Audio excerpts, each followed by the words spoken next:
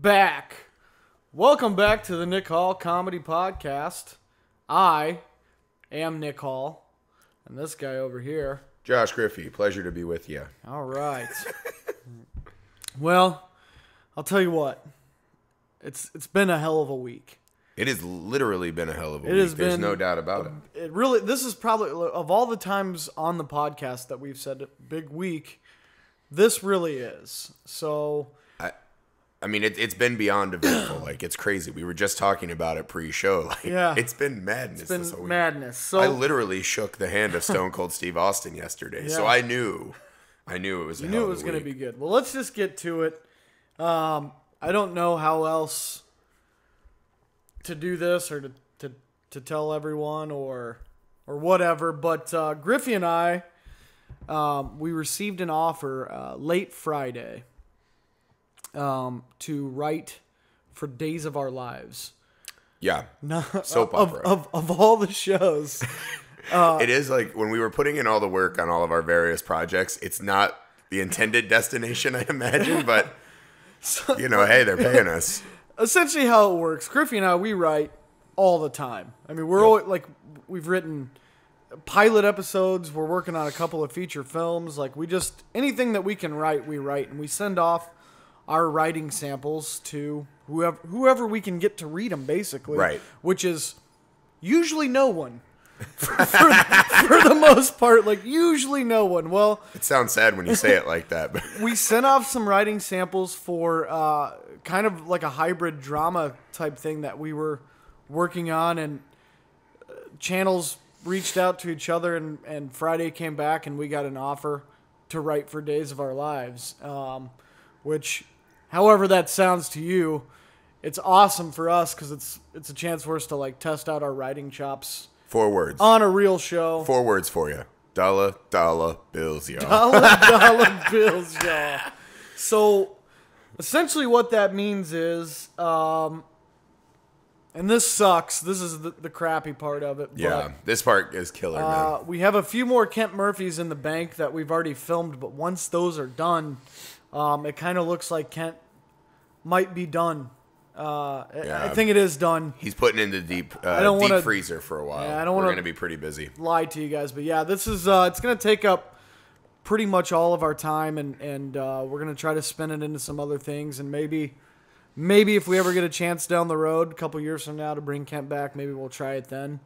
Yeah, I mean, but God willing, like, if there's time, we'll resurrect him, Walking Dead style. Yeah. But, like, hopefully. So, I hate to break that news to you right off the bat, but look for, if you watch Days of Our Lives, just look for our name in the credits starting in August. You think it would be just a power move if we just walked into the room as the new guys, and the first thing we're like, all right, we're introducing a character, yeah.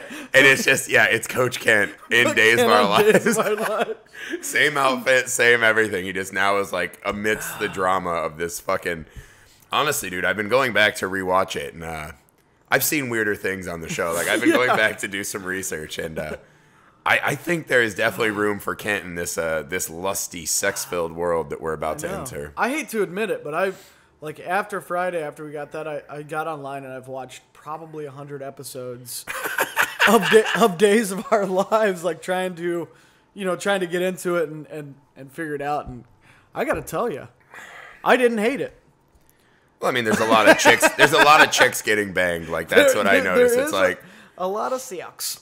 It's actually like, I think my long and illustrious career of internet pornography watching is going to help me, because you realize a lot of these setups are like 2 people in a room they shouldn't be in talking about something weird, and it always ends with that awkward just stare down, right? Oh, yeah. Where you're like, there's only 2 things that happen when people look at each other like that. It's a fist fight or sex.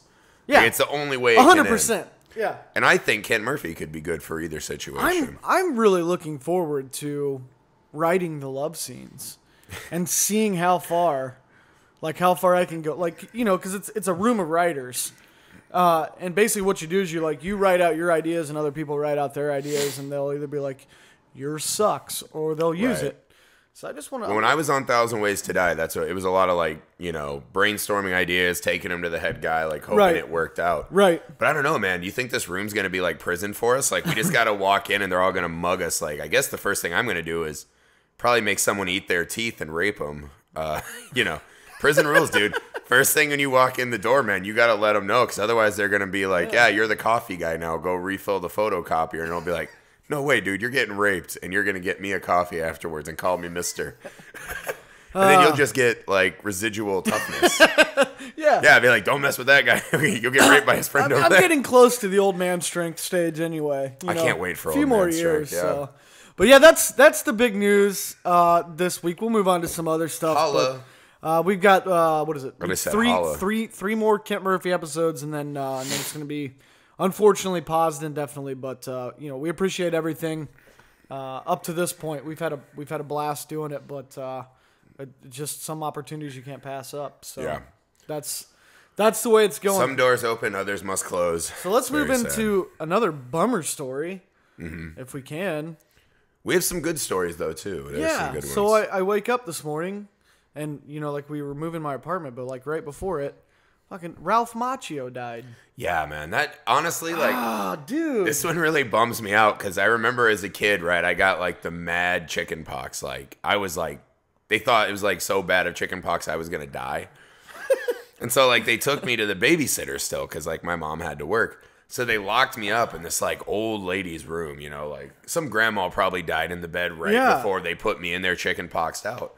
And I remember just, like, they were just trying to make me as comfortable as possible in this room that just smelled of death. And I had a little tiny TV and a VHS player, and they were just bringing me bowls of Kraft mac and cheese with ketchup, like, by the boatload. Like, I was a little kid, I shouldn't have been eating that much Kraft mac and cheese with ketchup. But that one, the only VHS tapes they had were... Karate Kid and Warlock, and I was too young to watch Warlock. So they made me just watch Karate Kid essentially for like 8 hours a day. They're like, that or you can sleep. So I was like, of course I just watched Karate Kid probably like 20 times, you know, in a week while I had chicken pox. Oh my gosh. It teaches you everything you need to know. For basically, let me pull it up. Yeah, so he lives in Billings, Montana. Or he lived in Billings, Montana, I guess I should say. Yeah. But whoever his neighbor was, I don't think it's anybody famous, but I don't know. Do you have neighbors in Billings, Montana? I don't know. I don't know. But found him dead in his home late last night. So see, that was the part of the story that was weird to me. Like, what the hell was that person doing there? The thing is, like, I've read probably like 3 different articles about it, and almost like they've talked to like other celebrities and stuff, or like people that were his friends, right? And like no one. Like, none of them, like, or I guess I should say all of them, but he's not a drug user. But see, that's the weird thing. Like, how else would it have happened? Because that's how, like, everybody's dropping dead right now. Like, everybody's overdosing on drugs. But literally, like, I've probably read, like, statements from, like, 15 different, like, celebrities or his friends, and they're all like, well, he doesn't use drugs. Like, what the fuck? Well, of course, they're not going to, like, out him. Right, and they're not the Hollywood police. Like, if you were dead in Hollywood, like, we'd already know.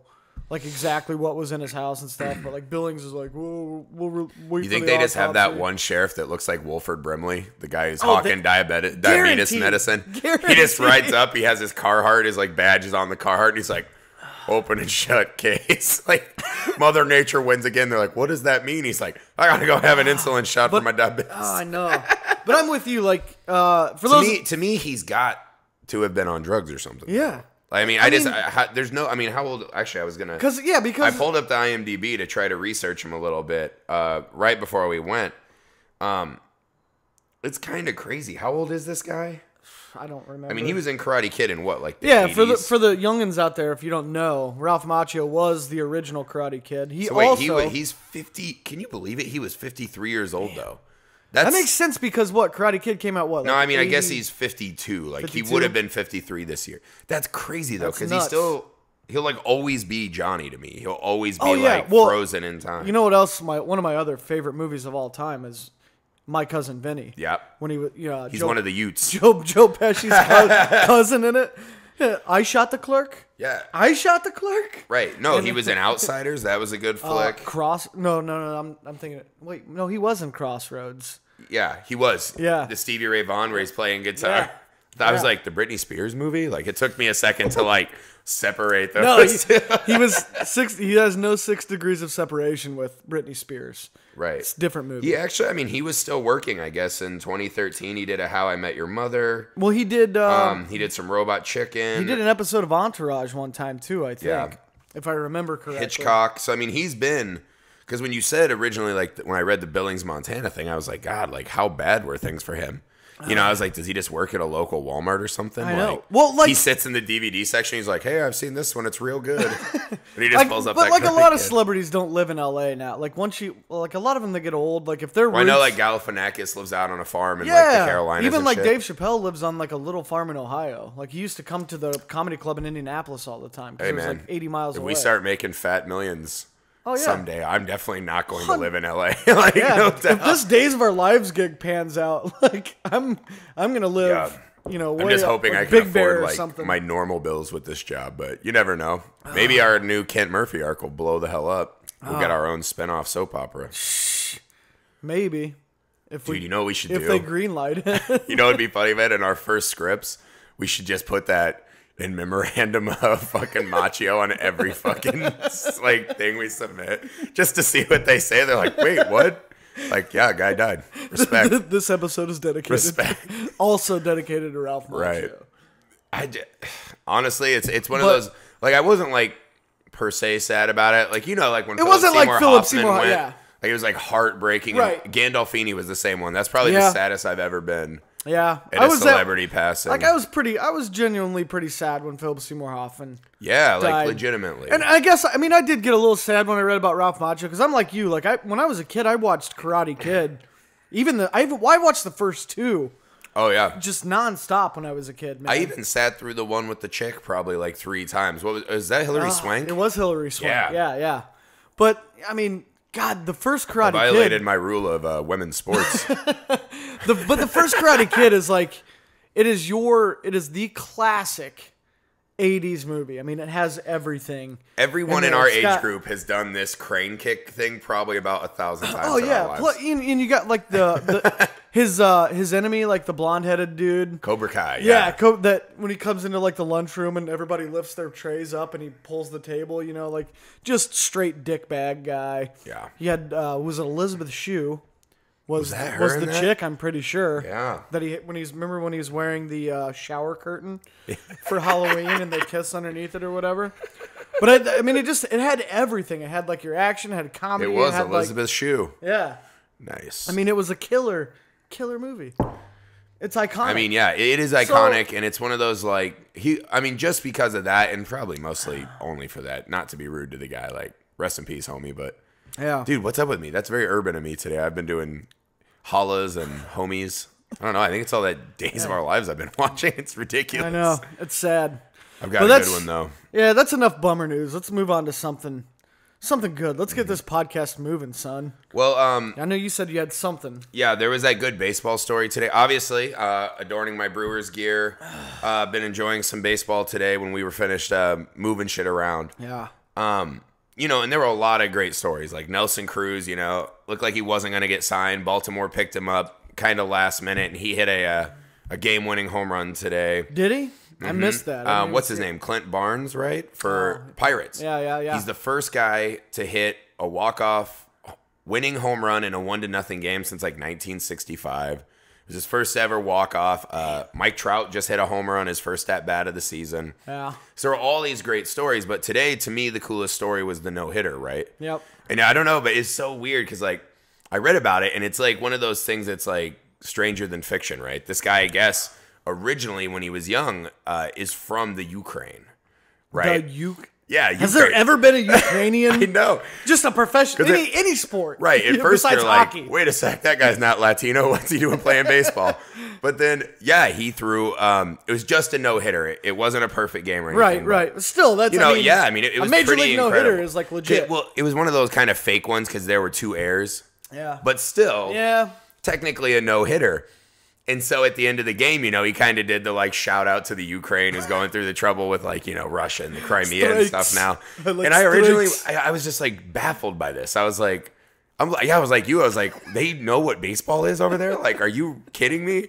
And then I was like, they were like trying to make like such a big deal of it on MLB Network. You know what I mean? Yeah. Like really trying to like make it like it was like Rocky beating the Russians. And I'm like, wasn't really. I was like, it was 2 hours away from me never even knowing this story existed. Like, come on, dude. Way to go, Nikolai. Yeah. You know, like. Represent Crimea's. It's like, we throw a ball fast, you no hit. Yeah. It was like, I don't know, but it was such dude. a weird. Ukraine watched the game and they're like, what the hell is this? Yeah. I do not understand. Yeah. Where's our mud wrestling? What's going on over here?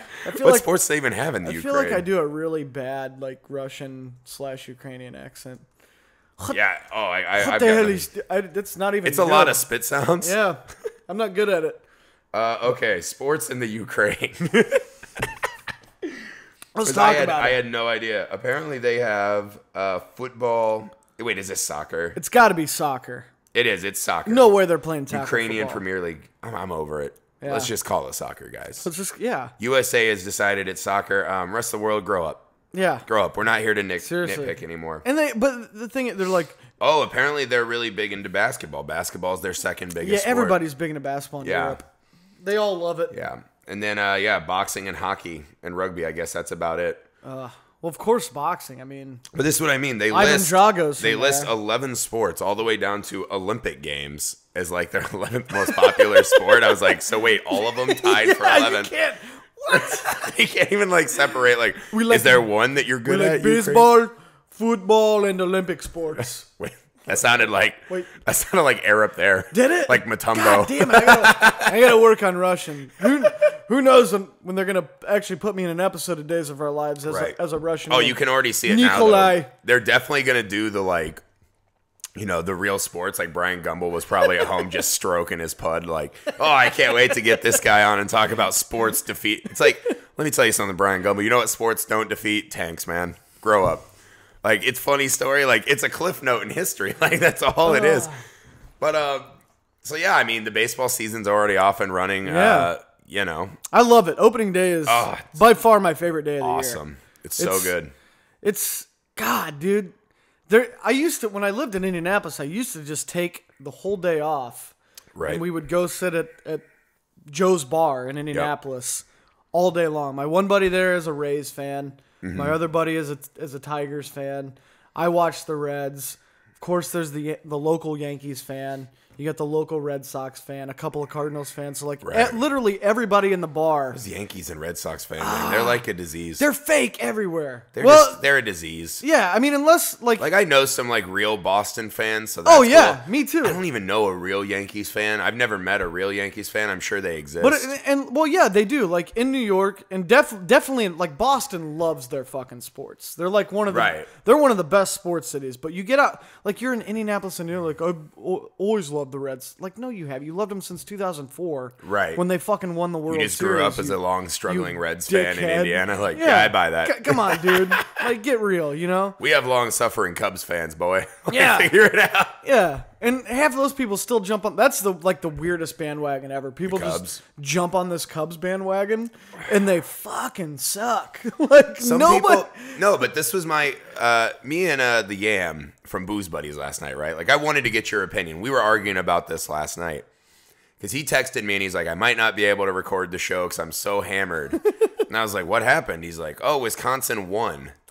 And I was like, wait, they didn't win. They just made it to the next round. He's like, no, they went to the Final Four. Like, that's a huge achievement. And I was like, are you out of your goddamn mind? I'm like, is this the sad level that sports are nowadays? And I think this is Cubs phenomenon too. Like, people are just, it's like the just watering down of sport, right? Like, people are just like, oh, we made it to the Final Four. I'm like, cool, you might finish 4th place. Yeah. Like, win that. Like, that's not even ribbon worthy. Like, in middle school. Like, what the hell?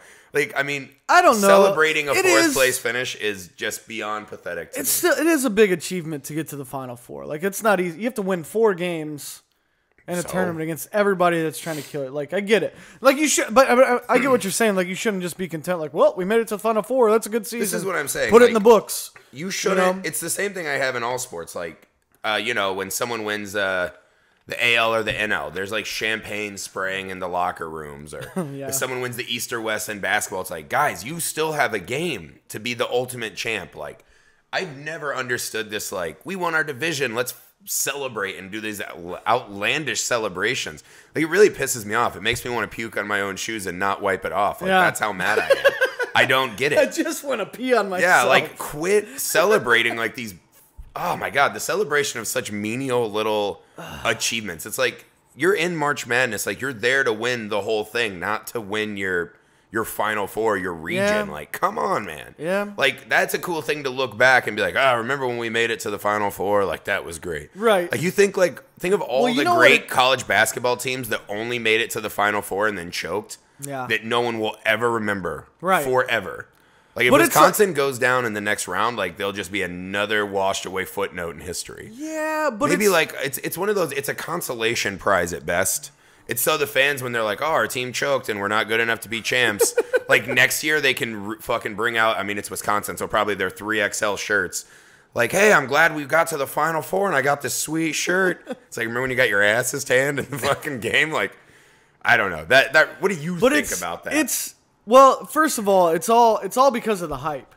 So that there's this huge media parade around the Final Four. Like, the Final Four has got this.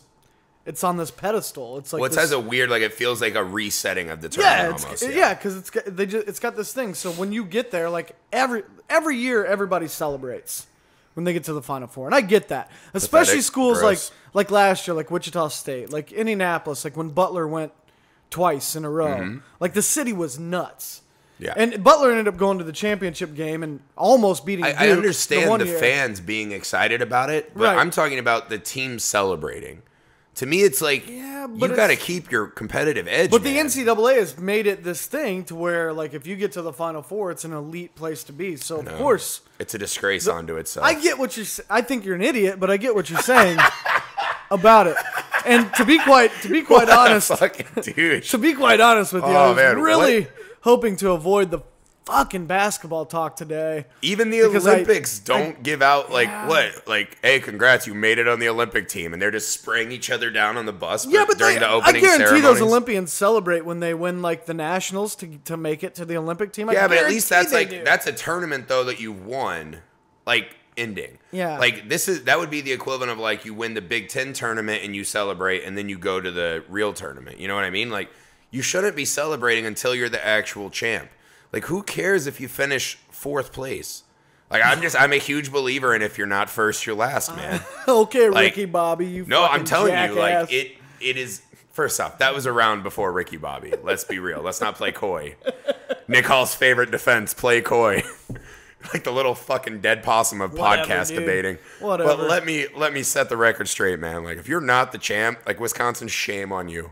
Shame on you guys. If you win it all, then that's fine. But if you don't, a bunch of dick bags, all of you. So I was hoping to avoid the basketball talk because I had my heart fucking ripped out twice this weekend. Yeah. Oh, well, fucking Kentucky.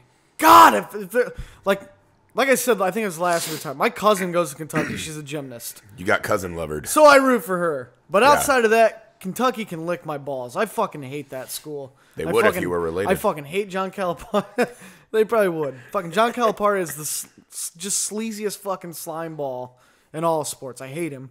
And they just fucking, they just had to bury a fucking 25-foot three just right in my face. Yeah. To do it. I didn't want to rub that in on you. And then I wake up. But don't you feel like didn't you celebrate that you were in the Elite Eight? No, it made me sick to my fucking stomach, dude. Yeah. And then I wake up today and find out that the fucking Cowboys are giving Glenn Robinson III a workout. Like, the Michigan player? Yeah, dude. He's going to, like if there's two people I hate, it's fucking Kentucky and the Cowboys. So we lose to Kentucky. I wake up the next day and find out that, first of all, like, why is why is he even thinking about playing football? Like, they're working him out. That's the new prototype, though. They're working him out as a tight end. Like, I guess I knew it. Jimmy Graham, dude. That's the prototype. Yeah. They love the basketball. Well, like his NBA draft stock kind of went down this year because he had a rough year offensively. Yeah, he's a great defensive player and he's a really good offensive player, but he just had trouble getting to the rack this year. Yeah, like he just didn't do it like he did last year.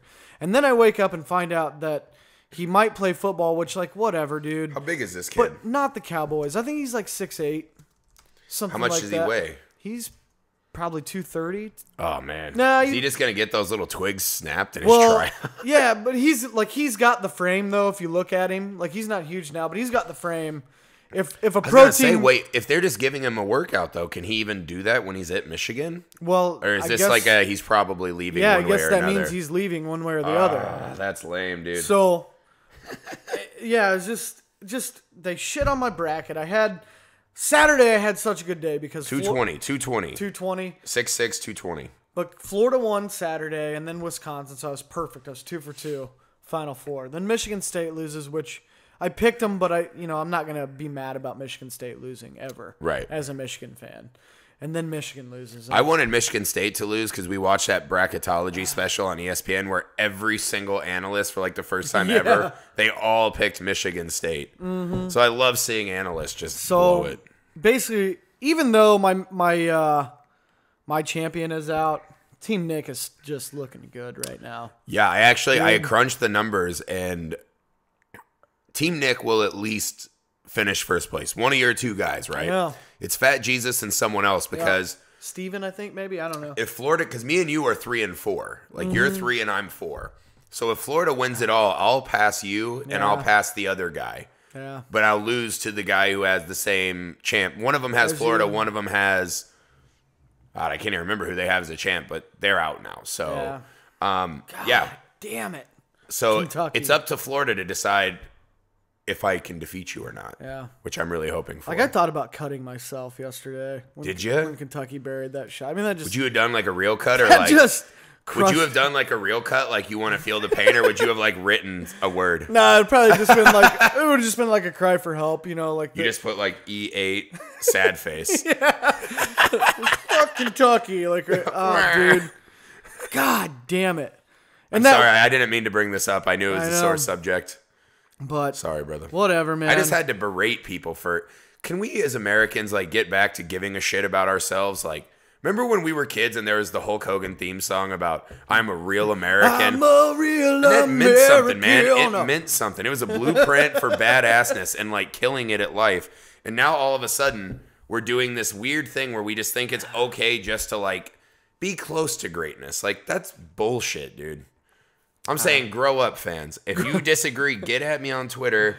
And comment on the YouTube video. I want to hear these lame excuses for celebrating your half wins. You have like you have such the worst sports opinions. Like you what? First of all, you argue with me about championships mean the most for the greatest player, and then I throw that argument back in your face, and you're like, "Well, you're taking it out of context." You are intentionally. And now you're like, people shouldn't celebrate when they do great achievements in sports. Like, dude, come on. Being a top 4 you're just being team an asshole to be an asshole. Being a top 4 team is not a great achievement. It's still. Hey, wait. How did it feel that the Pacers were a top 4 team last year? Was that enough for you? That was okay? Celebration worthy? No, but that's exactly. They don't play in a one and done tournament where like every game is the end of their day. So they had even more chances to not fail, and they still did. That's even worse. But they were still top 4. Well, here's my thing. They were still top 4. I'll agree with you on that point, which I don't think it's parallel with the NCAA tournament. But I will say that last year I was in Indianapolis when we took the Heat to 7, and when we lost Game 7, like I was fucking furious. I was pissed, and I get on Facebook and there was all those fucking people that are like, "Great year for the." I mean, we took the Heat 7. That's a great achievement. We took the Heat 7. It's not a great achievement. Like I was like, dude, if you watched any of that series, we played with the Heat. Like we could have beat the Heat. We were on. I thought for sure that you guys were going to beat. Right, the Heat. but like for that Ray Allen like last second shot, crazy play, But for that 7-game series, we were on the same level with the Heat. So to lose to them is not an achievement. It's like we should have won. So like that shit pissed me off. So I'll agree with you on that point. And I wanted to fucking we have of people just like embracing we're pretty good. And it's like, come on, like it's not like you're a Sixers fan where like, oh, they won one, like great. They almost I love that they did tie it, they didn't beat it. I love that they went they clearly weren't trying. In any of those games, they go 26 games in a row losing, and they still have a better record than the Bucks. Isn't that insanity? The Bucks are just like, whatever, fags, we win all the time. The 76ers were historically bad. Like, they are now tied for the worst streak of basketball that's ever been played. Still not the worst team Still in the not league. the worst. That's unbelievable. The Bucks, dude, we win every now and then, and we're still worse. If I was a Milwaukee Bucks player, I would have Nick Hall fucking comedy cut myself or whatever the hell you were doing yesterday. It's like when the Sixers won that 27th game, they're like, damn it! Yeah. Oh my God, what are we doing? Yeah, but I don't know. I'm not for the pat on the back culture, man. I think more people in life need to be told where they are. Yeah. Like some of you are just going to suck a lot more than others, and you need to be okay with that. Yeah. Or you need to push yourself to actually be worthy of some praise. Like I'm not okay with this just accepting being a failure culture. I hate it. I agree. I agree with some of that, not all of it. Most of it. You'll think on it. You'll let me be ask right. you this. Speaking of the NBA, what do you feel about the draft lottery? I think the lottery has got to be the dumbest thing that exists in sports. I just got to thinking about that the other day when they were showing that the Bucks, and them, and like showing their draft odds and all that shit. It's the worst. It makes the BCS look like a great idea. Oh, absolutely. But here's the thing, right? It's invented, the way they draft is so that the teams that are worse off can, in theory, better themselves. Like right. when Cleveland so got there's LeBron, more parity they were in the all league. of a sudden right. a contender. So like you want the Bucks to have that chance, but then they just say, "Oh, we'll just do these ping pong balls," and the Bucks could draft as low as what, like 8 or something like that. Like, how many teams are in the lottery? 13, I think. Jesus, that's like a third of the league. I didn't even know it was that many. Yeah. So the Bucks might draft right in the middle of the pack, being the worst team in the league by a lot. They could. Like it's crazy. It's theoretically such they could. Bullshit, right? Because the way it does is like this year, right? Like a team with money and cachet that can get, like, that's the thing. No one's willingly going to Milwaukee like a superstar. People will come to the Lakers, right? Yeah. So like eventually the Lakers will do that. The Lakers might draft ahead of the Bucks. But watch this. That's crazy. That's absolute madness. That's the MLB. But the Lakers they're going to make the lottery, aren't they? They've got to be close. So. Yeah, I think we're on that weird borderline. Yeah, but it's like everyone in the East and then the Lakers. The Lakers have been playing good lately. Though. What, they scored 51 in the quarter the other day? Yeah, but that's like a one game. Like Yeah. they have not been playing good. They're absolute garbage. But as let's a team. look at it. Let's look at it here. So you've got. But what I'm saying is, I know what we got to talk about. Dude. What I'm saying is, I almost bet. Yeah, the Lakers are definitely in the lottery. They're like 6th worst in the league. Yeah. It's guarantee if they get in the lottery, they'll first pick. They're gonna get the first. That's pick. what I mean. It's like you're helping 100%. a team who's going to be able to help themselves. The league wants the Lakers to get the superstar. When's the last time the Lakers been in the lottery? I don't know. I couldn't tell you. Been a while. But I bet if they get in the lottery, Kobe years probably. Conspiracy theory alert. So I think they got Kobe at like the Lakers 13th get pick. the first pick in the lottery. Oh, I hope so. Although I'm not sold on That any of these dirtball kids. Silver. But dude, we got to. I know this one really rubbed you the wrong way this week. The Colbert tweet. That was infuriating, right? Dude. Let's talk about it. So fill the listeners in so they know what's up. So, essentially what happened, Colbert had like a little skit like he does on his show. Right. And it turned into this thing about him. Essentially he made a joke about Asians. It was an Asian joke. What it was this longer context. It was essentially like a satirical joke on the Redskins owner, Dan Snyder. Right, but the clip they took out of it, like if you just read the little line, it's like Asians, like I hate Asians are he said stupid. He's starting a charity. Here it is. I'm willing to show the Asian community I care by introducing the Ching Chong Ding Dong Foundation for the Sensitivity of Orientals. Yeah, it looks like they make the quote look like they turn the camera on, he looks into it and he goes, I'm starting a charity for Asians called Ching Chong.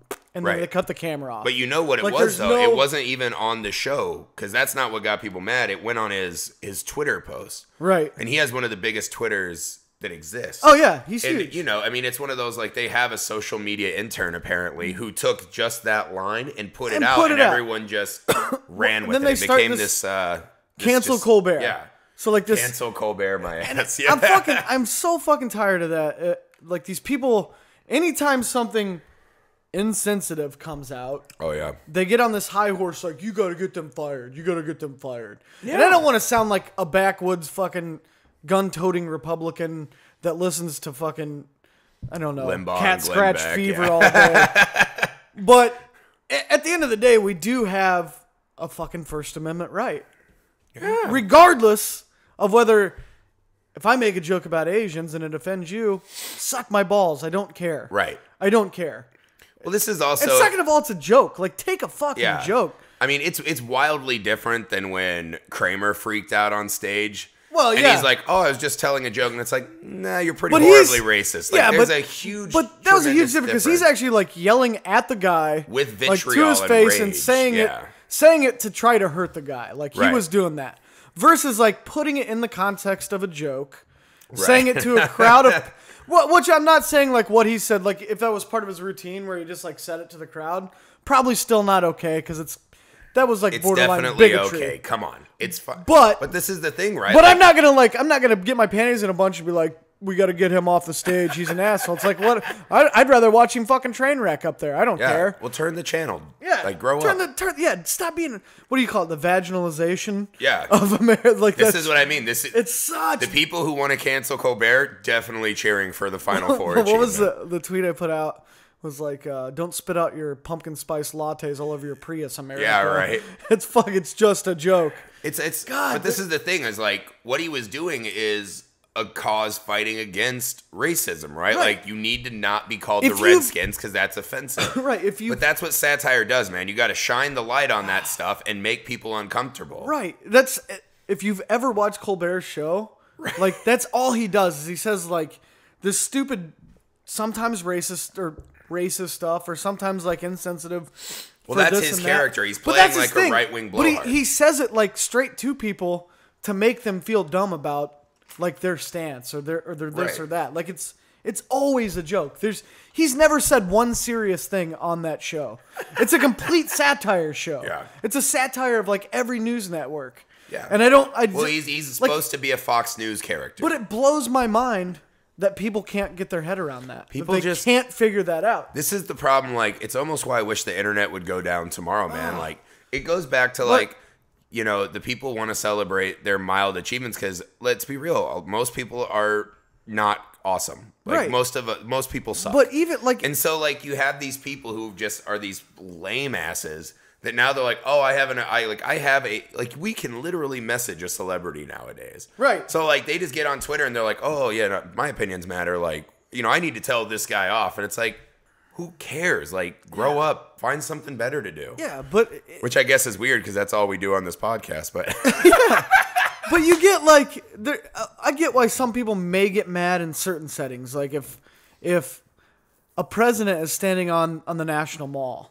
And he's like, I hate white people, Chinese people, and then I'd be like, probably shouldn't do that. But if you're like, someone's got to say it. But if you're like, but if you're like, I hate every person in a comedy club, right, or on a comedy show, or you're watching a comedy program, like you should never be offended by comedy. No, I don't think, because it's a joke. You may not think it's funny, like I'm not gonna laugh at that.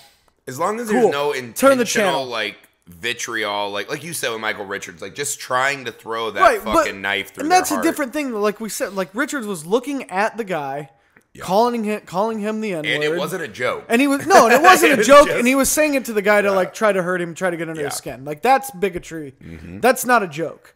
But if like Louis C.K. says the N-word in his bits, and he says faggot, and he says all kinds of stuff, but it's always in the context of a joke. And I've never seen anybody leave a Louis C.K. show. No. Because everybody that goes gets it. Because they think he's smarter than them. Well, this is the problem, man. This is not a Fox News created problem. This is a, like you said, like the Prius, the latte drinking crowd. Like this is the lefties, man. This is our Hollywood brethren. It really is. And that's why I hate both sides. Being falsely offended by things. People stop it. People get on the right wingers are like the right wingers are stupid, and they're like they are. And then the left wingers are idiots, and it's like if you really look, they're both fucking retards. Yeah, they're both idiots. Oh shit! You shouldn't say retarded. Now we're gonna get canceled. I know. Oh my god, that's insensitive.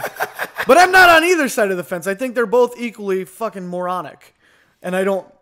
You know, like this is my week where I just kind of hate people, man. Like, Macchio's dead. Macchio's dead, and the candle Kentucky of beat me, and I'm fucking pissed right now, dude. If it wasn't for the new job, I think this would be one of the saddest weeks ever. If Days of Our Lives didn't pick us up, I'm probably hanging in my closet right now. I I never thought that would be something I said out loud. Like, I know. that I'd be so excited for it. I almost regret telling everybody now because it's kind of like we're gonna catch shit for it. Yeah, I think we're gonna get a pretty good Twitter beat down. But here, I want you to make a promise to me right now, back on the insensitive shit. If I ever like read something or watch something and somebody's like makes a joke about white people and I take up a cause against it, just shoot me in the face. Oh, you'll be eating teeth for because sure. Because I'm a pussy and I don't deserve to walk on this earth with everybody else. I'll make you eat some teeth. Yeah. It'll be all fine. Yeah. I'll put you through my days of our life prison rape system. Yeah. I mean, a solid wrap to the nuts. Yeah. With a boot and send me on my way. Yep. Because I don't want to be that pussy. I don't want to be the idiot that just can't take a fucking joke in this world. It does make me sick. You know what I mean? It's like pathetic. I said, I get it. Outside of the comedy world, I get why people get offended at stuff when it's not a joke. But when it's a joke, go fuck yourself. Because it's a fucking joke. And you can be offended by that. Grow up. You know? When it's a joke, grow up. Either just laugh at it or don't laugh at it. Yeah. You don't take up a cause for it. Nope. You idiots. All right. I sound like Bill Burr now. Like, you idiots. Yeah, just fucking berating just the mad audience. at everybody. All right. Let's get to the big story. The big show filler. We didn't do a movie this week. We want to kind of switch it up. Something that's hitting close to home. The little Ninja Turtles here. Ninja Turtles. The new Cowabunga, Ninja Turtles dude. movie is getting closer and closer and closer. And The trailer hit this week. That was a big deal. you're kind of like me. Like, you know, you grew up with like comic books and other stuff. I grew up with the Ninja Turtles. Yeah. Like, that was my life. I had the sewer system. I had every character. I had Bebop every and Rocksteady, toy. Like, it was like I had three the Halloweens in a row. little pizza shooter. The pizza Michelangelo shooter was said, bad to the just bone. wisdom. I used to have the Sewer King. His little bathtub toy. Yeah. Oh man, that was rad. I remember the day that I actually found an April O'Neil in stock at a KB Toys. Nice. And I fucking like threw a fit in there until my mom just couldn't take it anymore. But I was like, Mom, you can't get these anywhere. And I knew that pre-internet. Like, I wasn't just Googling it. Yeah. When you knew shit like that pre-internet, like, it was real. Because information's so easy to get now. Like, you know when something's sold out. But False information. Too, yeah, but back when you're a kid, like, you don't know that shit. But when April O'Neil's hard to get, what I'm trying to say is the Ninja Turtles were my life. I had the 2-foot tall Krang in the body. That was a rad toy, man. So, God, yeah, Ninja Turtles. But the trailer came out. What'd you think? Here's the thing. So I remember reading about Michael Bay, like, taking this on, like almost 3 years ago now, when I heard like the first whispering of it. And he's not the director; he's just a producer. Right, just producing Yeah. it. And then, like, other stuff came out following that to where he was going to change the entire backstory, make them aliens that came here from outer space, and like all this bullshit internet stuff came out. And at that point, like, my blood just started boiling. And basically since that point, I've just been watching more and more information trickle in. Just hate watching the information. Just, you know what the director his last movie was? What? Wrath of the Titans. Oh boy. He also did one of the Texas Chainsaw Massacre remakes. So. Oh yeah, this guy stinks. So like we were talking about before the show. First of all, in Yeah. the trailer, no Splinter in the trailer. Yeah, what the hell, man? They did a whole trailer where it's like, and it's very weird because it looks like they're ripping off the new Spider-Man kind of vibe in their trailer, where it's like, you know, our city has a crime and like we need to fight crime. Yeah. And it's like, you can't just do that, you have to build it. And apparently the new setup is that Shredder now is like a Norman Osborn style like corporate hotshot. Yeah. Who like his design, essentially I guess he makes the ooze that makes the turtles. So he is essentially the father of the Ninja Turtles now. And there's just no Splinter, no reference to Splinter, no nothing. Just giant ass turtles that like look very uncomfortable, right? Like they don't have like the little rounded out turtle face like we grew up with. Like they kind of have like a humanoid nose and shit now. Like it looks very uncomfortable. Well, if you remember back, like the original, so Splinter trained under or with Shredder, right? Like back in the day when he was like, "Well, Sato Yoshi." Right, but he was like a kept rat. Like as Right. I remember, he lived in a that's bird cage. but that's where he honed and he his learned skills. kung fu by watching his master Right. practice. And then the ooze spilled in the sewer, and the turtles were born. Right. The mutation was born from the ooze of these regular ass turtles. Right. And then they find Splinter, and Splinter's like, "I'll teach you. I always liked cowabunga." Yeah. You know, I want to teach you a kung fu. Kung fu. And you're like, yeah. Shit like that. And that's like the backstory. And even like Shredder can't be a businessman. Because what was I think it was in the very first movie, right? Or any of the cartoons if you watched them back in the day. But like, Shredder was the Asian guy, and when he pulled his mask off, he had the fucking scratch marks right there from Splinter, right? From like their first fight ever and shit. And like that's the backstory. But that's so weird too because like they show that. him like holding up a Shredder helmet, right? Like it reeks of Green Goblin and Spider-Man. So he's holding up the Shredder helmet, and I'm like, all right, but even presumably he mutates himself, right? Right. Like, I don't know if they're going Super Shredder or what, but it's like, is that going to teach him Kung Fu, or is he just going to be like a big, like, brawler? Like, he was like a master ninja also, right? Right, yeah, he was one of the best. So, like, I don't know, but I will say this. Like, it sounds like I'm shitting on it.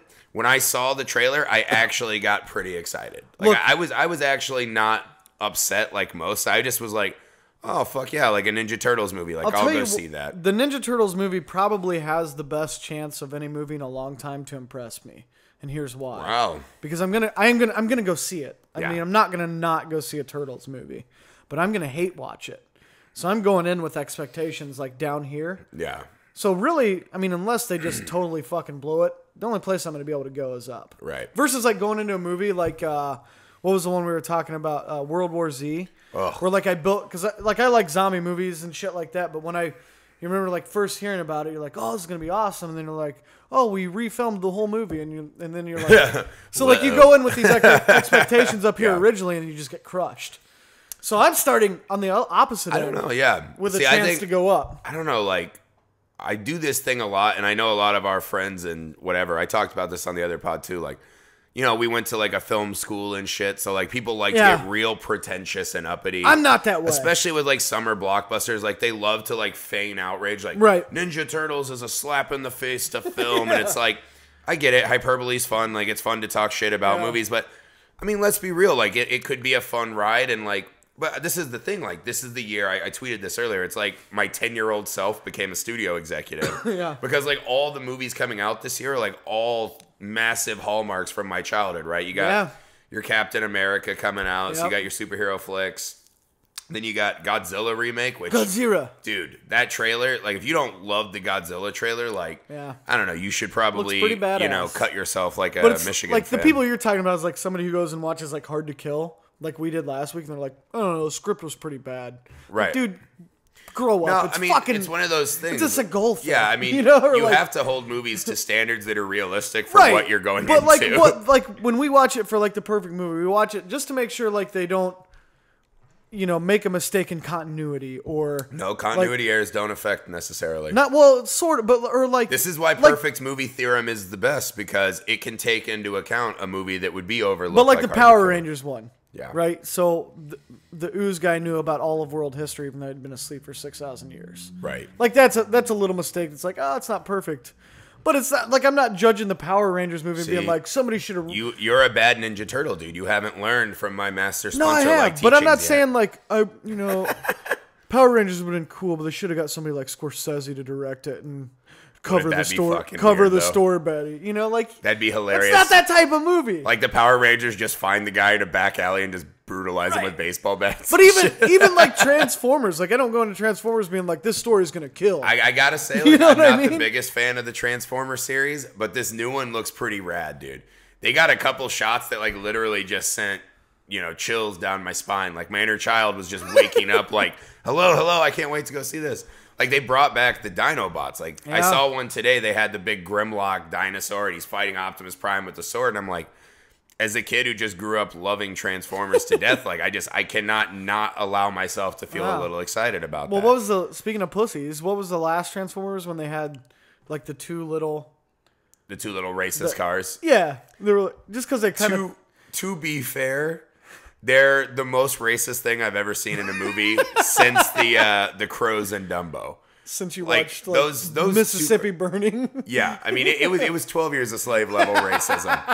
Like, those cars, I mean, the buck teeth and the huge ears and the homeboy voices. Like, I was like, someone knew intentionally what they were doing, and no one along the line saw that and was like, I don't know if that's in good taste. Like, nothing. Like, there was no sanding that down to make it nice. Like, they went hard and racist. what they had like $300 million budget for that, Right. And they couldn't get like a script supervisor to be like, You know how many people had a chance to be like, yeah. Yeah, because they have like 80 producers on that film. Oh, yeah. Like everybody, Like, like, yeah, 20 literally executive producers, 30 more producers. So like, there's at least like 30 guys in suits and on, all they on did- location yeah. like this every day, being like, they were like, yeah, that looks good. That looks good. all they produced was a bad movie with a really bad racist joke. But- no, I mean, it's the same thing. Like the Dumbo crows. Like, I mean, Yeah. those are probably like the two most racist things I've seen accidentally that appeared in a movie. But Do you think it was an accident? You think that was on purpose? no, it was on purpose. Like you don't stumble upon characters like that. That had to come from somewhere, right? Like Yeah. the creator or designer of those characters or an animator, Here's like he my- had some deep boiling racism. I think they thought whoever did it. I don't think they did it like I'm gonna be racist. I think they did it thinking like this is gonna be hilarious. I'll guarantee you this is what happened. And right? that's as they, far they as got they- the memo, right? That was like, we want these two cars to be urban, so they will Yeah, appeal to black urban. people. Yeah. And then they're like, okay, you want them to appeal to black people? I'll just use black stereotypes. You just Googled black stereotypes. Right. Yeah. But I think what he did is he's like, this will be funny, and that's as far as he thought it through. He thought of no ramifications beyond that, and he's just like, yeah, it's funny. I'm just saying, it takes a really long time to computer animate things. Like, he was staring at that racist joke for a long time and not realizing it. Yeah. Yeah, that was pretty weird. So- but the new one, I don't know. I love the line in the trailer where Mark Wahlberg, he's like, of course, in a tank top, like being a mechanic or some other manly type thing. And all of a sudden he's like, I don't think this is a car. I think I bought a Transformer. And you're like, oh my God, dude. That's like, a really good Mark Wahlberg. Say I hello don't to your think this mother is a for me. car. I don't think this is a car. I think I bought a Transformer. And all of a sudden, like, literally the next scene is like Optimus Prime breaking out of the barn. And I'm like, he literally did buy a Transformer. Like, I don't know how he knew. But, You know but what I'm sorry, I have to be excited. Godzilla is going to be the movie of the summer, though. You know what I'm excited about now? What do you got? I just farted, like just now, and I was trying to just be in rhythm with it, but now I want to watch the video and see if it's noticeable. Like if I wouldn't have told anybody, if Instant anybody would replay. know that I had farted, you know? If I hope that if it I doesn't made make fart its way over face here. or like if I did the, you know. Yeah. I like to do the subtle, like you pretend like you're stretching at work. You're like, oh, my back's just killing me. So it looks really natural. Yeah. Hopefully. All right, so let's come to an end here. Summer movies. Which one are you most looking forward to? Godzilla Landslide. Godzilla Landslide? I don't know. I mean, I guess. Well, I guess I should I'm say pretty like the excited summer for action movies like we were talking about. Guardians of the Galaxy is a Marvel movie. They're kind of second tier characters, but I'm liking everything I've read about it. I think this could be a really like a big sleeper hit this summer, and it's got a lot of cool ramifications for like other Marvel stuff down the road. So that one might come out of nowhere, but to me, that Godzilla trailer is just absolute madness. Right. Like, it makes me want to rip my hair out and just cry tears of joy. As much as I put it down, obviously. Should we tell them about my toy? Yeah, do it. You fucking nerd. That I'm actually trying. I'm in line right now on this Amazon order to buy $100 Godzilla toy. Dude, the thing's 2 foot tall, 4 foot long, it says, with full swinging tail. What? So, hey, listeners, hope I get that. Come on, baby. God, you're such a nerd. You know what, though? It is selling out fast, so just in case, I already looked up the other Godzilla toy I'm You going to did? buy. Good. So we'll be set. I hope you get Our it. table's going to look better hope than you ever, get it. dude, with that Godzilla. I'm still, as much as I hated on it, I'm still, Ninja Turtles is one I'm most looking forward to. Cause I'm really excited about I've it. got to, I mean, I do want to see the other ones, but even though I'm going to hate watch it, I'm excited. That Ninja Turtles one, though, is like for people of our age, it's going to be a reckoning. Like either think? they're going to do it well and people are going to love it, or it's going to be one of those like people are for real going to be like rioting in the streets mad. Yeah? I mean, it could go either way. To me, the trailer, like it got me a little excited. It looks slightly better than I imagined. Wasn't in the first Ninja Turtles movie, wasn't Corey Feldman one of the voices? Michelangelo. Yeah, Or no, was, Donatello, I think. Was he Donatello? Donatello. I can't remember now. They should have brought him back. Yeah, why not? Then I'm definitely going. God, wouldn't it be cool if Macchio had lived long enough to be in the movie and fight the turtles? I wish. Like just an old. What if he was Splinter? What? You think they could do one of those Ebert things where, like, remember when he like lost his jaw? They went back and plucked like audio clips from him so he could like type things out on a keyboard and it'd sound like his voice. What if they fucking Macchio'd the Splinter tracks and it was like in memorandum? See, this is what we're doing. We're doing in memorandum. I don't think Macchio was ever in a Ninja Turtles movie though. He will be now. He will be now. It'll be like will be now. We just hologram him like Tupac. Yeah, why not? Shit. You know the hologram I'm dying to see. Yeah. So real quick before we go. Don't care. No. Tell me. What? Okay, tell me. I was saying, how cool would it be if you went to see a Def Leppard concert and they hologrammed in the drummer's arm? Wouldn't that be the best use of holograms ever? on the actual drummer's body? So he's like, he's actually just doing this where he's like, yeah, and like his the crowd sees this. Take him back to his heydays, man. I bet he'd cry tears of joy. That'd be badass. Okay. That was worth the drop in. Okay. Real quick before we go, back to baseball. Just give me some predictions here. Okay. Opening day, I like to do this on opening day. I like to just pick my division winners. Okay. Fuck the wild cards. We'll get to that later in the year. Division winners. Who do you have National League West? National League West has got to be the Dodgers, right? Like, landslide. Yeah. You can't write off Bochy and the Giants, man. The guy knows how to coach. See, I don't buy. I mean, the Diamondbacks are tough, but I just don't. They still don't have the pitching, man. I don't see it. I'm gonna agree with you on that one, though. I think early season, I've got to give it to the Dodgers. Yeah, they seem like a runaway favorite. National League Central. Central. Your division.